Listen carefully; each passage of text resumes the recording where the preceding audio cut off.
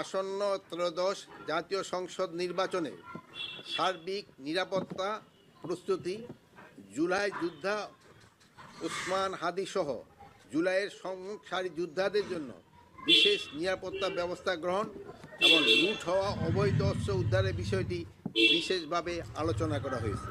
এত দেরি করে করলেন কেন স্যার? তাহলে তো আজকে এই অবস্থাটা দেখতে হতো না হাদি ভাইয়ের। জুলাই গণঅভ্যুত্থান ভাই তো তাহলে এই অবস্থা থাকতো না স্যার, আরও আগে করা উচিত ছিল, উদ্যোগটা আরও আগে নেওয়া উচিত ছিল। গভীর দুঃখ প্রকাশ করেছে। এই বিষয়টিকে সরকার সর্বোচ্চ গুরুত্ব দিয়ে দেখছে। অনতিবিলম্বে এই ঘটনার সঙ্গে জড়িতদের গ্রেপ্তারের জন্য আইন শৃঙ্খলা বাহিনীকে নির্দেশ দেওয়া হয়েছে।